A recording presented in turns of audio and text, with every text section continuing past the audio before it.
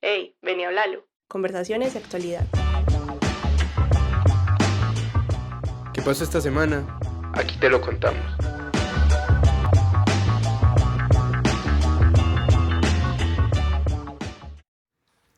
Hola, un saludo para todos nuestros oyentes y bienvenidos a este episodio número 51 de Hablalo. Hoy nos encontramos en cabina Juan Andrés Fernández en compañía de Isabela Navarrete y nuestra invitada Camila Giraldo, de quien les vamos a contar un poquito más adelante porque primero vamos a dar un repaso por lo que pasó la semana pasada. Sí, listo, entonces empecemos. Bueno, lo primero es que el presidente de la República, Gustavo Petro, en la tarde de ayer, 1 de mayo, radicó el proyecto de la consulta popular que busca llevar a las urnas y tendrá que ser discutido por el Senado primero. Bueno, por otro lado, tras el entierro del Papa Francisco que tuvo lugar el pasado sábado 26 de abril en la iglesia de Santa María la Mayor, se puso en marcha el nuevo cónclave que confirmaron para el próximo miércoles 7 de mayo. Listo, también hay en deportes y es que la futbolista Mayra Ramírez ganó la Super Women's League de Inglaterra, que es la liga de fútbol profesional inglesa femenina, y ya con este acumula su tercer título con el Chelsea. Bueno, en este momento también se está celebrando en Corferias la 37ª edición de la Filbo, que es la Feria Internacional del Libro de Bogotá. Empezó el 25 de abril y va hasta el 11 de mayo y tiene España como país invitado. Y una de las cosas que están destacando en esta participación es que hay inclusión de servicios como intérpretes de lengua de señas y mapas en braille. Está bastante interesante que España sea el invitado. Y bueno, por último, el DANE reportó que el desempleo en el país el mes de marzo fue solamente del 9,6% y es la cifra de desempleo más baja en un mes de marzo en los últimos 9 años. Bueno, pero ahora sí, Juancho, cuéntanos de qué vamos a hablar hoy. Listo.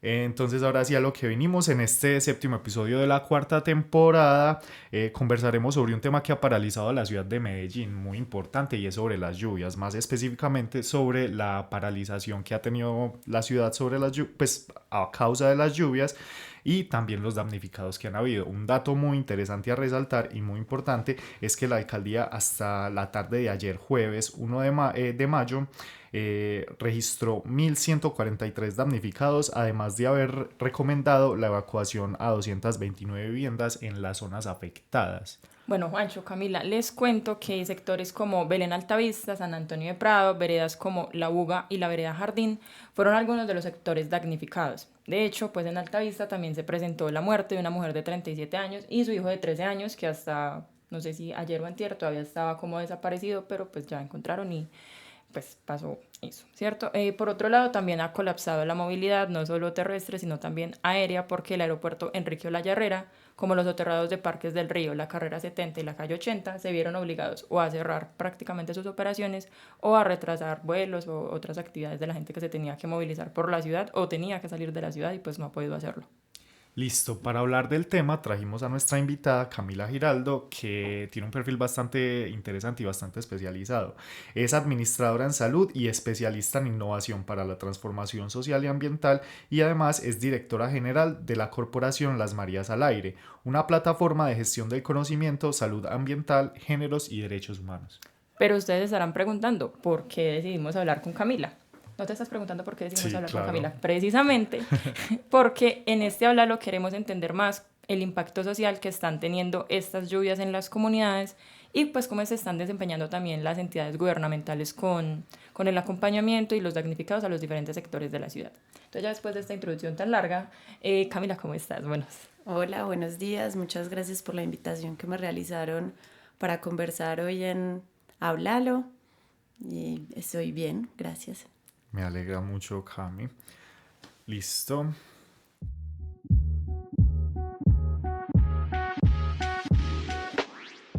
¿Vos qué sabés? Vení a hablarlo. Listo, Cami. Lo primero que te queríamos preguntar, como para entrar un poquito en contexto de la situación que está pasando y del por qué se están dando todos estos, digamos, cambios climáticos tan bruscos de la época de lluvias, pues que está cayendo unas lluvias torrenciales. Pues queríamos preguntarte sobre, o sea, ya sabemos que están cayendo muchas lluvias que han causado muchas emergencias y han traído muchas consecuencias a varios sectores de la ciudad. Pero pues, o sea, como para entender primero el contexto de esto, queríamos preguntarte sobre si realmente nos estamos enfrentando a una crisis o una emergencia climática o solo estamos en una temporada de lluvias que estuvo mal, digamos, mal planeada, que no tuvo una prevención necesaria por parte de los entes encargados de esto. Bueno, la crisis climática ha sido avisada y viene siendo avisorada por diferentes expertos alrededor del mundo. Hemos cruzado los límites planetarios, hemos cruzado 7 de los 9 límites que tiene el planeta y actualmente nos estamos enfrentando a ello. Cada vez las temporadas de lluvia van a ser con mayor precipitación y esto pues va a implicar unos desafíos en nuestra región a los que nos tenemos que adaptar. Nosotros pues hemos escuchado mucho que el planeta se está calentando, que cada vez las emisiones y nuestro sistema energético está generando que el planeta se caliente y esto genera unos cambios en el clima. Nosotros, si bien no somos un país, Colombia no es un país que genere tanta emisión, sí debe adaptarse, porque los climas que tiene Colombia son muy variados y nosotros que somos la ciudad de la eterna primavera, pues cada vez vamos a tener calores más altos y lluvias mucho más fuertes con más precipitaciones. Entonces es necesario que hablemos de adaptación a cambio climático porque claramente no, tú mencionabas que si es por un asunto que no se planificó, es más por la visión en estos momentos gubernamental, que no tiene esta mirada de crisis climática. Más adelante pues conversaremos más alrededor de ello, pero no, estamos viviendo una crisis climática por unos asuntos planetarios que hemos desorganizado y sobrepasado con la forma de consumir y generar emisiones que actualmente tenemos como sociedad. O sea que sí estamos en una crisis climática. Efectivamente. Efectivamente estamos en una crisis climática. Bueno, ya entendiendo como un poquito más lo que nos comentas y todo, pues que también hay como una acción humana que está haciendo partícipe de esta crisis. Bueno, sabemos que puntualmente en Medellín, Federico Gutiérrez, el alcalde de la ciudad, dijo que la temporada de lluvias va a continuar por el momento, pues no sabemos hasta cuándo, ¿cierto? Y pues también hay que tener presente que está la posibilidad de que resulten muchas más familias afectadas, porque así no lo queramos, pues es algo que va a suceder, pues porque no hay una prevención de estos asuntos. Entonces, nos gustaría que nos cuentes cómo están viviendo las familias más vulnerables esta temporada de lluvias y qué problemáticas como psicosociales surgen más allá de las pérdidas materiales. Bueno, las familias claramente no la están pasando bien. Nosotros en la ciudad tenemos una gran cantidad de quebradas y ríos que se encuentran en las laderas y allí también reside la población que es más vulnerable. Y que las casas también no hemos planificado la ciudad teniendo el respeto que necesitamos tener de los ríos, entonces hay mucha población en riesgo y no estamos totalmente preparados, como lo decía desde un principio, ya no podemos evitar que esto pase. La crisis climática es una realidad en la que estamos hoy viviendo. Necesitamos es adaptarnos y avisar para mirar cómo vamos a cuidar la vida alrededor de esas quebradas y alrededor de nuestro valle. Entonces, bueno, y con la pregunta que me hacías sobre los asuntos psicosociales que se vienen presentando, la Universidad EAFIT y una corporación llamada Low Carbon City hizo una encuesta sobre la ecoansiedad. Y, por ejemplo, determinó que el 76% de los jóvenes en el Valle de Aburrá están mirando de forma negativa al futuro, porque esto nos plantea unos desafíos hoy presente y si no empezamos a también hablar en un lenguaje que proponga soluciones, pues la crisis va a pasar por encima de nosotros y nos va a poner con unos asuntos de problemas de salud mental y ansiedad ante ese futuro que vemos tan negativo.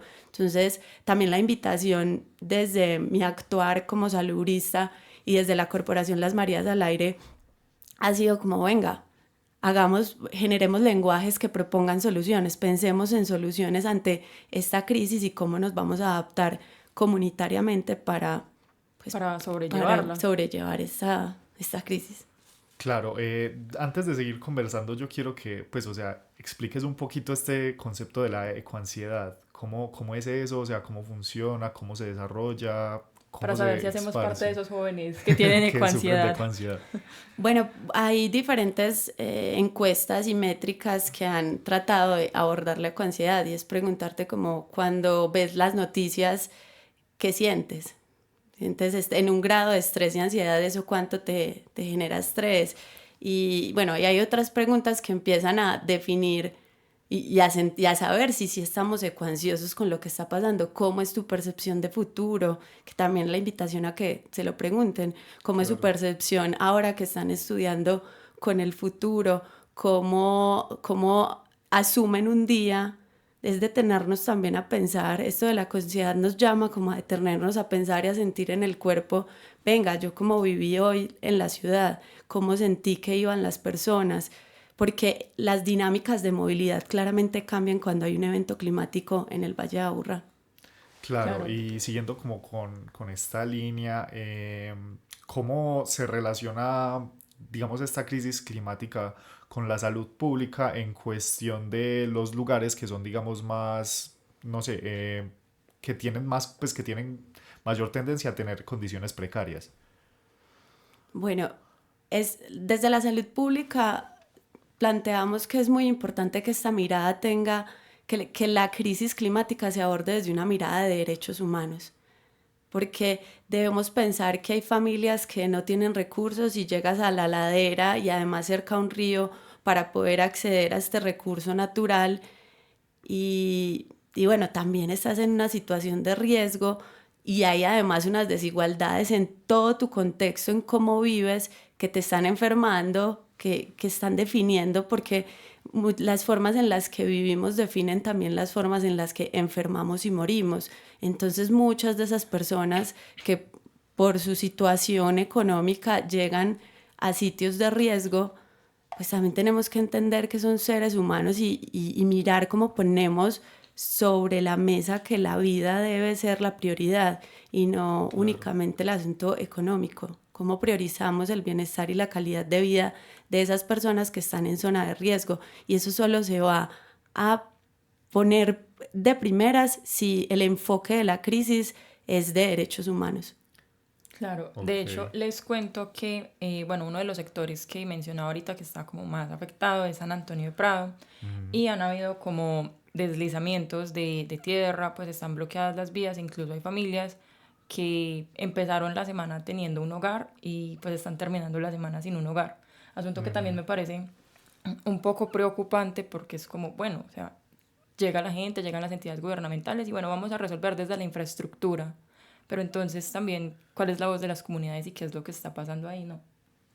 Claro, claro.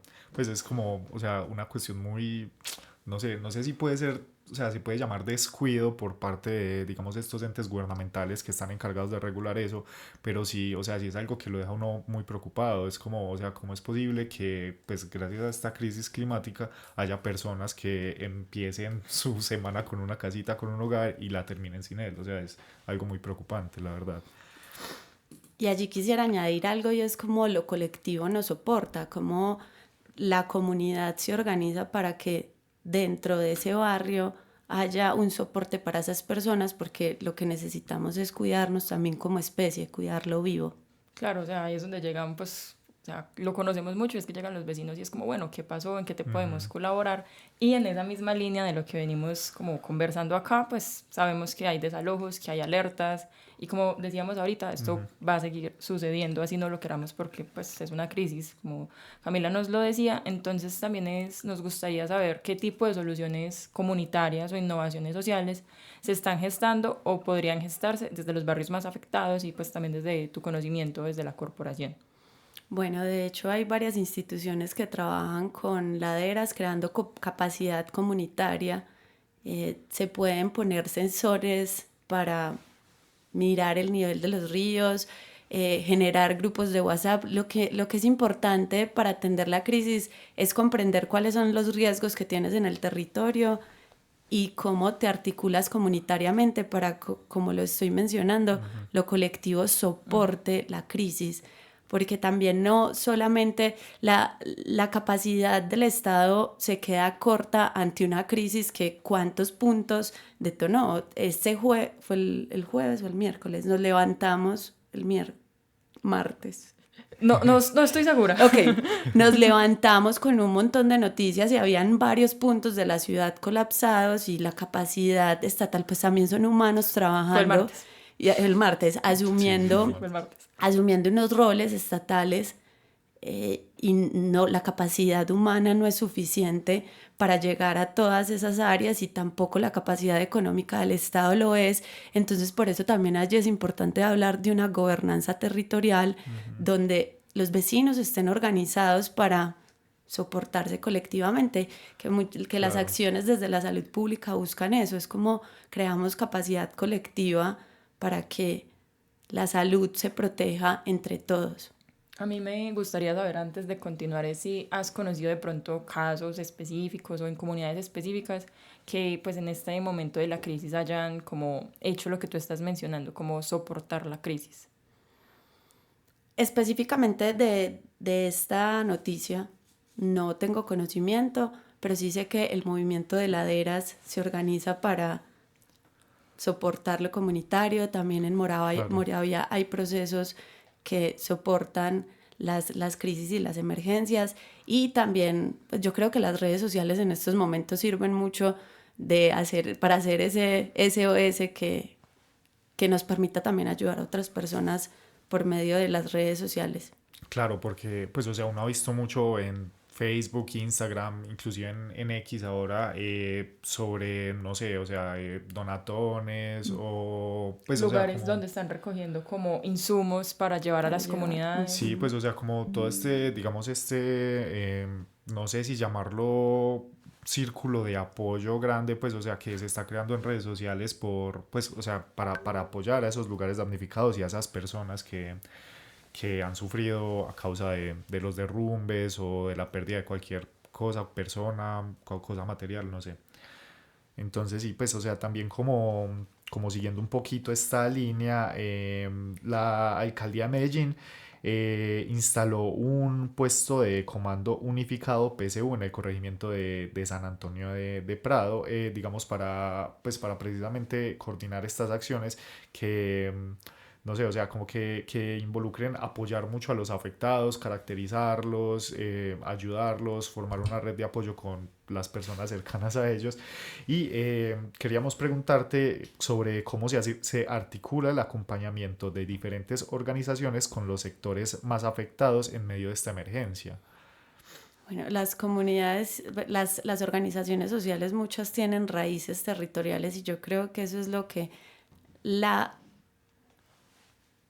base va a ser lo comunitario, la base para la transformación que estamos buscando, de cómo también el modelo y el sistema nos va a permitir transformarlo, pero solo se va a transformar desde la base, y las organizaciones sociales de alguna manera ya están organizadas, tienen base comunitaria, y también entablar una relación multiactor entre el Estado, la academia, la empresa y las organizaciones sociales es lo que va a permitir que podamos generar ese sustento realmente que nos permita como sostener la crisis. Claro, sí.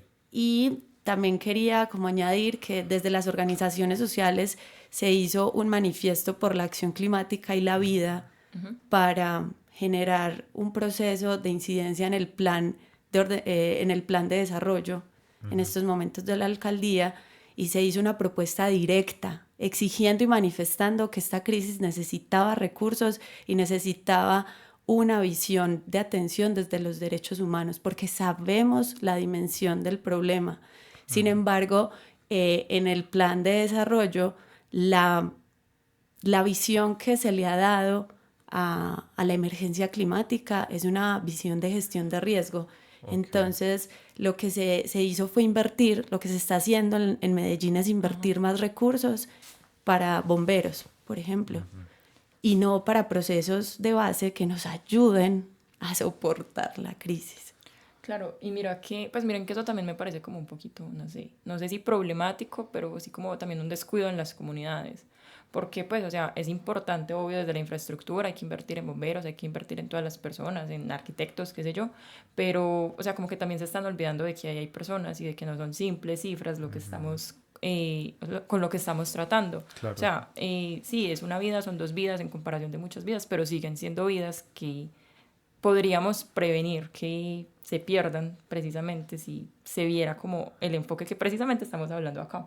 Claro, sí, pues o sea, o sea, a mí me surge una pregunta de esto y es que ahorita al principio dijiste como que Medellín no es una ciudad que esté, o sea, muy bien planificada, cuidando como sus ríos, o sea, sus cuerpos hídricos y pues, o sea, supongo que con eso también te refieres a nacimientos o inclusive las faldas de la montaña, porque, o sea, es muy común uno estar, no sé, en el centro o inclusive aquí en la Universidad de Antioquia, mirando hacia al frente y uno ve una pared de luces impresionante. Entonces es como que, no sé, o sea, te quería preguntar si existe como, obviamente el riesgo está, pero si es un peligro muy real, muy latente. Con base de esta crisis climática, que todo eso que está construido en las laderas, en las faldas de la montaña o todo lo que está cerca de cuerpos hídricos pueda, o sea, pueda desaparecer, o sea, que si existe la posibilidad de que llegue un punto tan fuerte de la crisis climática que todo esto, o sea, haya derrumbes, deslizamientos, inundaciones masivas, todo eso. Te quiero contar algo sobre eso que dices del río. El río Medellín, su cuenca Ajá. natural, Sí. toda la parte del Carlosé y del estadio es una zona inundable. Nosotros canalizamos, el río El se río, sí, canalizó, se canalizó. y esa zona toda tiene riesgo de inundación. Entender cómo naturalmente han sido las cuencas hídricas es fundamental para atender el riesgo. Y hay una norma que dice que tú no puedes construir a los ríos, son como 15, no, son 15, no tengo el dato, pero tú no puedes construir cerca a un río, tienes que dejar como un rango prudente. Un rango Claro. prudente, discúlpeme que no tenga la cifra exacta, Tranquilo. pero tienes que tener un espacio prudente y no lo hemos respetado. La naturaleza va a solicitar ese espacio. Sí. Y por eso tenemos que tener claro, y lo sabemos, es que se dice, esta casa está en un lugar que hay riesgo. El río Medellín, los expertos lo vienen diciendo con estas precipitaciones, y el alcalde lo decía en su discurso, hasta junio tenemos la temporada de lluvias, todavía falta un montón y sabemos los puntos que son riesgosos para hacer. No sé qué tanto también se comunica esta información, qué tanto está al acceso de todos, que el río Medellín, que la cuenca hidrográfica iba por ahí y que es muy posible que se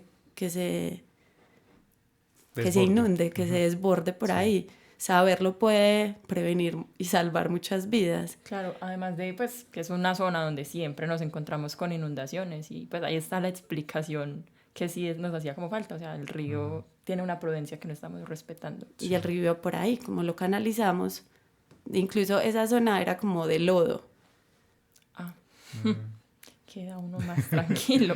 Entonces supongo que, o sea, este lado o sea, la universidad y supongo que la nacional también son muy propensas a que la cuenca se desborde. La cuenca iba por allá, entonces es más como por el lado de Carlosé, esas zonas.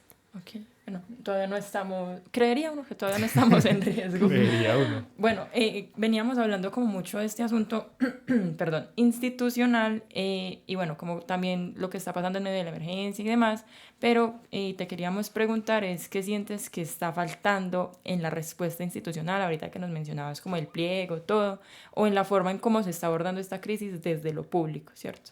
¿Qué sientes que está faltando ahí? Un poco lo mencionaba en la conversación, y es que necesitamos que el enfoque sea de derechos humanos, porque tú ahora mencionabas 260 aproximadamente de familias damnificadas, de personas que amanecieron sin hogar.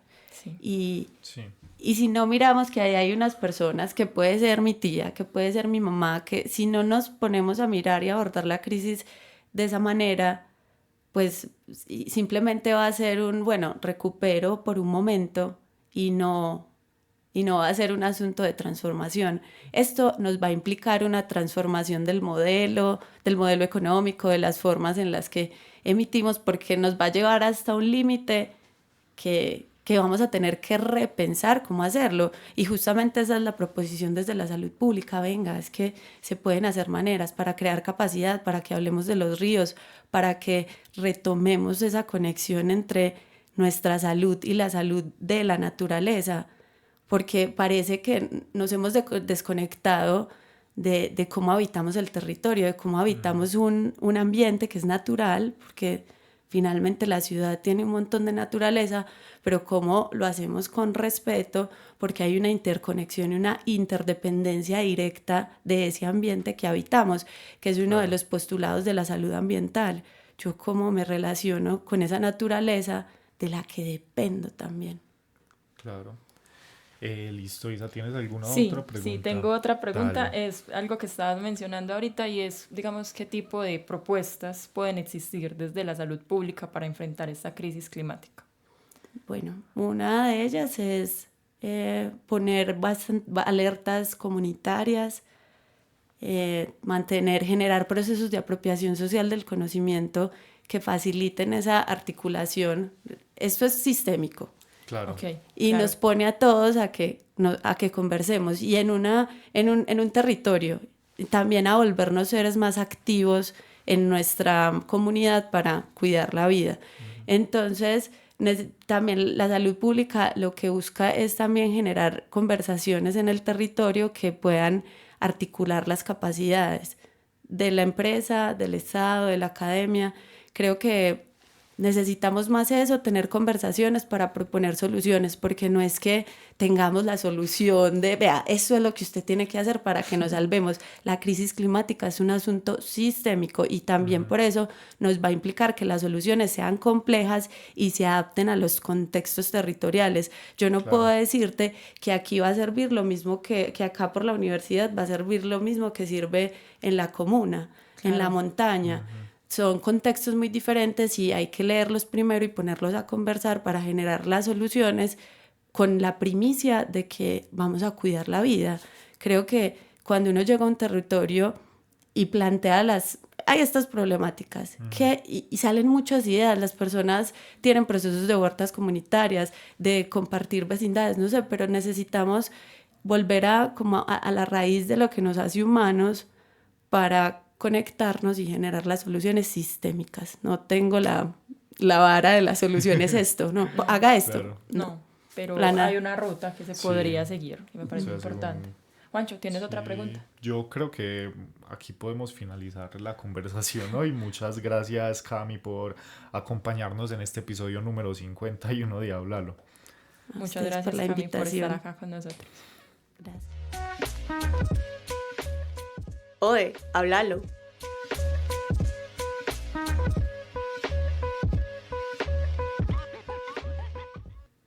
Bueno, hoy estuvimos en cabina Juan Andrés Fernández. e Isabela Navarrete. Recuerden que este es un podcast de la Urbe grabado en el 1012 Lab de la Facultad de Comunicaciones y Filología de la Universidad de Antioquia. Muchas gracias. Muchas gracias. Hasta luego.